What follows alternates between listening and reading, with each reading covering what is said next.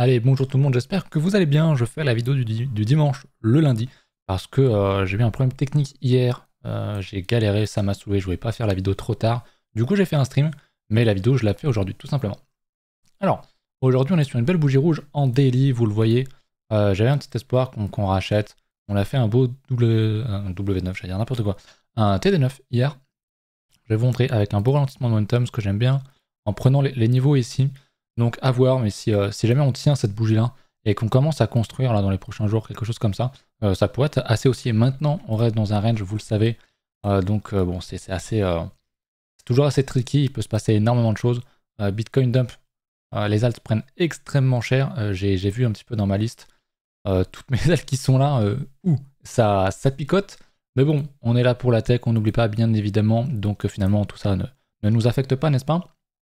Et voilà, bref, Bitcoin range, on peut rechercher les 60 000, le bas du range, ce serait pas pour autant catastrophique, c'est juste un range. C'est long, c'est chiant, c'est dur, mais on s'en sortira vainqueur, j'en suis assez persuadé. Je vous rappelle qu'on est quand même sur une grosse résistance, qu'on passe beaucoup de temps dessus et que, à mon avis, on va bien finir par casser ça par le haut. Quand? Je ne sais pas, mais ça arrivera, je pense, sans trop de soucis. Petit point rapido sur les news, je vais vous mettre hop, ce graphique-là.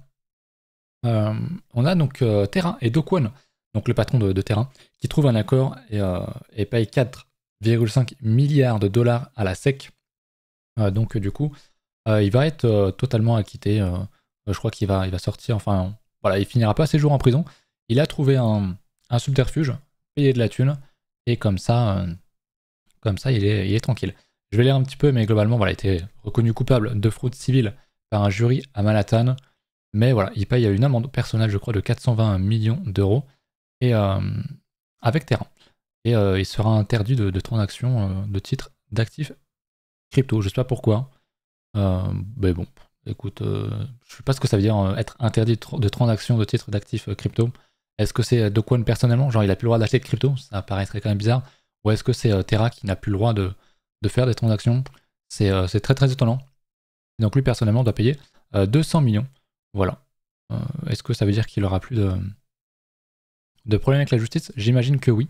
Après, on a vu avec CZ que il a payé une grosse amende personnelle et Binance, et ça l'a pas empêché de faire une petite peine de prison. Donc je crois que cette histoire n'est pas totalement finie avec Do Kwon, donc on verra bien. Mais globalement, il va s'en sortir. Voilà. Encore une news qui a été relayée par le Crypto Daily. On a l'ETF spot Ether, on sait que ça a été accepté, c'est fait, mais globalement ce n'est pas encore listé. Il n'est pas encore possible d'acheter des ETF via Ether, enfin des Ether spot via ETF, mais ça devrait arriver le 2 juillet, donc relativement bientôt. Est-ce que ça pourrait pousser le marché à la hausse? Ce serait pas mal, on va pas se mentir. Dernière news intéressante qui nous vient de Good Value, Deutsche Telekom, le géant allemand des télécoms, se lance dans le mining Bitcoin. C'est une très bonne chose, encore un grand géant qui va utiliser de l'énergie pour miner du Bitcoin, donc c'est super, on est content. C'est des news qui donnent le smile, voilà. On retourne sur nos graphes, parce que les news c'est bien sympathique, mais on veut manger du graphe. D'ailleurs, petite question un petit peu pour vous là. Je pensais reprendre, parce que bientôt je vais reprendre pas mal de vidéos, en faire un petit peu tous les jours et tout. Il y a pas mal de news qui tombent en ce moment et je me demande si je devrais pas faire des vidéos courtes uniquement pour parler des news et éventuellement montrer 2-3 graphes de temps en temps. Dites-moi si ça vous intéresse ou si je devrais tout mixer comme je le fais actuellement, mais en faire un peu plus, peut-être des vidéos moins longues. Je sais pas, je me pose des questions. Petit tour quand même sur les ETF. Je l'ai fait hier en live, mais ça a quand même pas mal vendu les derniers jours. 100 millions, 200 millions. On reste largement positif. Comme vous pouvez le voir dans le graphe ici que je vais vous zoomer, on voit bien que voilà, on a une petite descente, mais globalement on a largement explosé le range à la hausse. Ça je vous l'avais déjà montré, je vous l'avais déjà expliqué. Côté institution, on achète du Bitcoin, on en veut absolument, alors que Bitcoin, lui justement, est toujours dans son range, alors que ça accumule pas mal. Donc ouais, moi c'est ce qui fait aussi que je suis extrêmement haussier, et quand l'ETF sur Ether va arriver, alors je pense pas qu'on fasse les mêmes volumes, je pense qu'ils seront au moins divisés par 2, mais ça devrait rester quelque chose de majeur qui devrait aussi propulser Ether sur la Lune, je pense. Voilà. Voilà pour le marché. Au niveau des alts, on va regarder, je suis déjà sur Ether, my bad. Hop, en daily. Globalement, voilà, on est venu rechercher ces niveaux-là quasiment. On l'a touché, on l'a pixel un petit peu ici. J'aurais bien aimé qu'on aille un petit peu plus bas pour venir faire une structure, que ce soit plus propre et tout. Maintenant, bon, le marché nous l'offre que très très rarement, malheureusement. Mais voilà, écoutez, bon, on n'a pas fait les scénarios à la hausse. On est venu chercher le niveau. Potentiellement, on a un bottom ici. Soit on a déjà marqué, soit on ira un petit peu plus piocher en bas. On va peut-être faire une divergence sur le H4, une structure, quelque chose.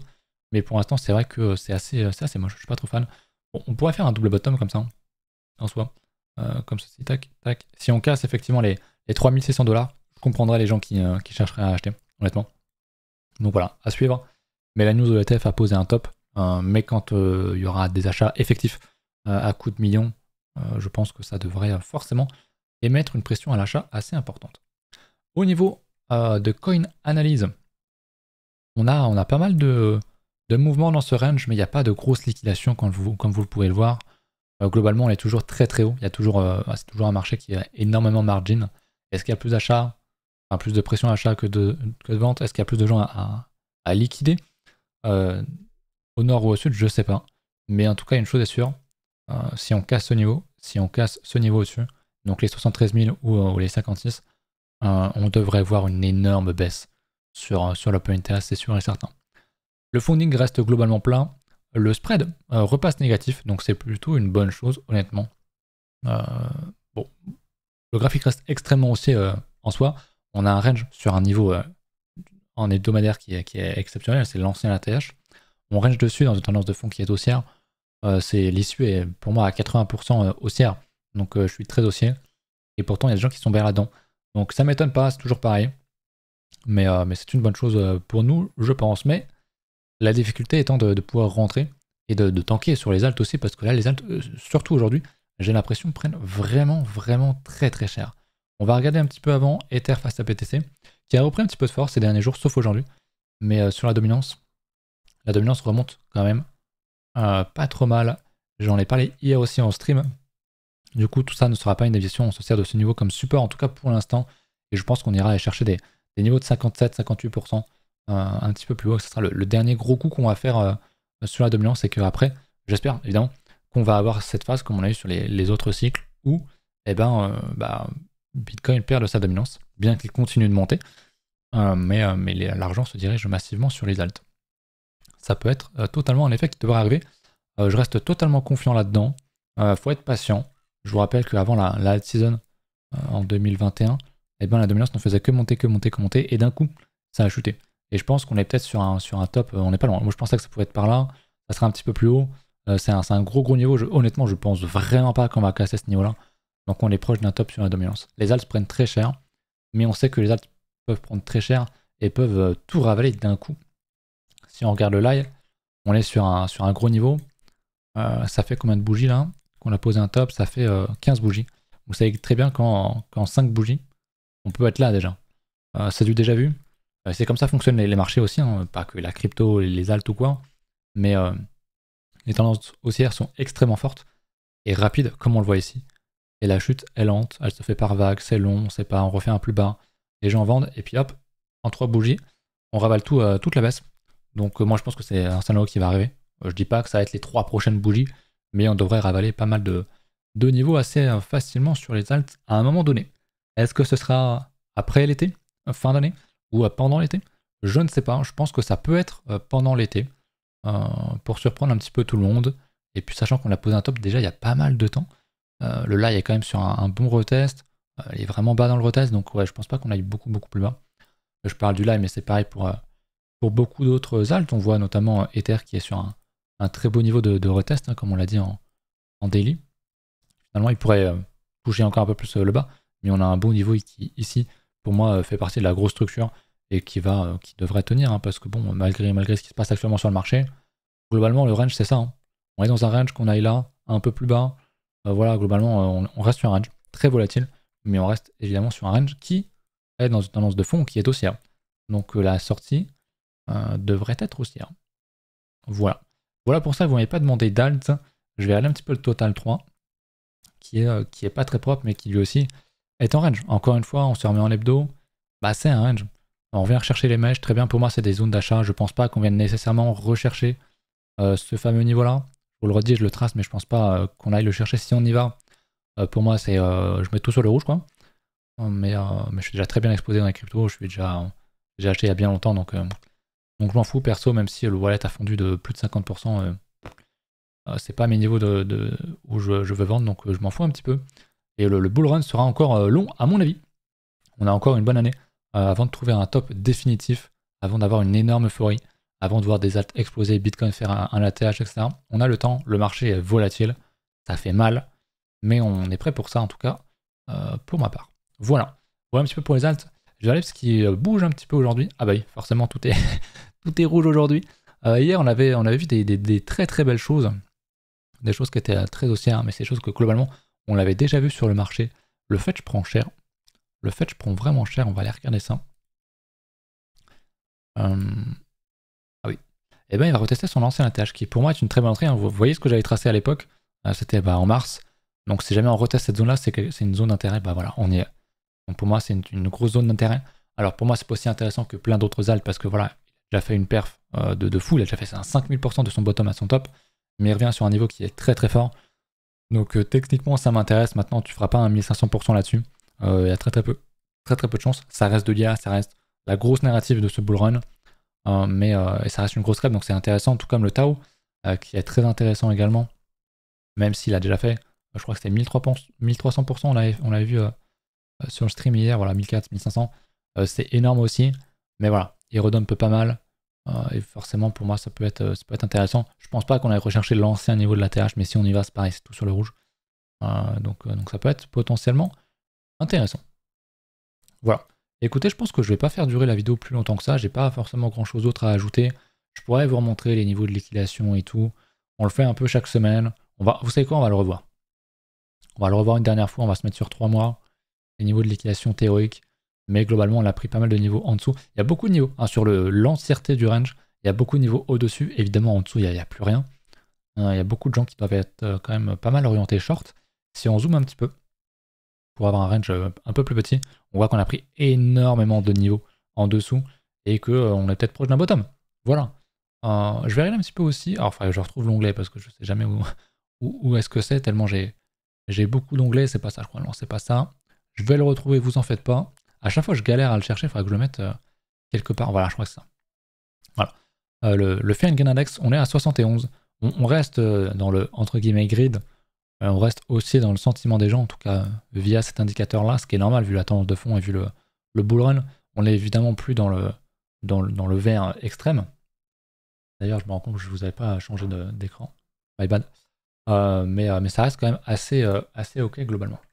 Voilà, je vais vous remettre sur le Trading View. Désolé, ça devait pas être très très bien cadré. Je sais que ça en fait tilter certains, mais c'est pas grave. Voilà un petit peu pour ça. Pareil, on a reparlé des fees Ether qui sont historiquement extrêmement bas. Si je passe là-dessus, vous verrez peut-être moins. Mais c'est extrêmement bas. On est vraiment dans le néant du néant. Donc pareil, si vous avez des achats à faire sur Uniswap, d'une alt qui se trouve uniquement sur Uniswap, bah franchement c'est le moment ou jamais. Puisque de toute façon quand vous devrez le vendre, vous devrez payer sans doute très cher si vous le faites intelligemment en bull run. Mais au moins l'achat sera pas très cher. Donc très clairement c'est le moment, ça fait un moment donné qu'on en parle. Mais très clairement c'est le cas ici. J'ai pas parlé du dollar. Ma vidéo est complètement décousue mais c'est pas grave. Bon voilà, on est toujours dans le range, j'en ai parlé hier en stream, mais voilà. Ce qu'on veut voir, ce serait un dollar qui dump, qui vient rechercher plus bas dans son range pour permettre aux actifs à risque dont font partie les cryptos de péter, même si on a vu pas mal de décorrélation ces derniers temps, et pas qu'avec les cryptos d'ailleurs. Donc bon, je reste sceptique.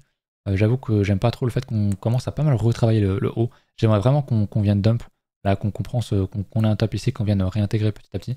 Ce serait pas mal, mais globalement, il devrait rien se passer de vraiment énorme. Tant qu'on casse pas ce niveau-là, que j'ai matérialisé ici par un trait jaune qui n'est pas droit, et le niveau au-dessus, ici donc entre les 107 points et les 99 points, globalement, il se passera pas grand-chose. C'est un range. Je peux vous remontrer évidemment le SP500, malgré le fait que le dollar monte, bon bah le SP tape un ATH chaque jour, donc c'est aussi, hein, le Nasdaq c'est pareil. Je sais que le Dow Jones a un petit peu plus de mal, mais globalement c'est extrêmement haussier tout ce qu'on voit ici. Les indices sont haussiers alors que le dollar monte. Le dollar en réalité est dans un range. Donc va falloir faire attention à ça, va falloir le surveiller. Mais globalement ça sent quand même plutôt vraiment très très bon. Voilà un petit peu, j'espère que de votre côté ça va. J'espère que vous arrivez à tenir. Je vous le dis, on en parle souvent en stream, mais les stats sont en chute libre, que ce soit sur ma chaîne ou sur celle des autres. Il y a beaucoup moins d'intégration, il y a beaucoup moins de choses d'interaction sur les réseaux, que ce soit YouTube ou ailleurs, même sur le mainstream, on était 30 je crois au max. Avant on était 100, sans me faire raid par hasher ou autre, hein, évidemment, on était au moins 80 à 100 au top. Donc il y a au moins 2-3 fois moins de monde. Et c'est signe de quelque chose, qu'on est sur un désintérêt. Alors que, sur les mêmes niveaux de prix, on est à 65 000, il n'y a pas si longtemps quand on était là, je faisais mes records de stats. Alors que là, on est sur le même niveau de prix, il n'y a plus personne. Le range tue les gens. C'est son rôle. Il faut être dur, il faut être fort, pardon. Et ça devrait bien se passer. Bref, je vous laisse là-dessus. Merci d'avoir regardé la vidéo et à la prochaine. Salut.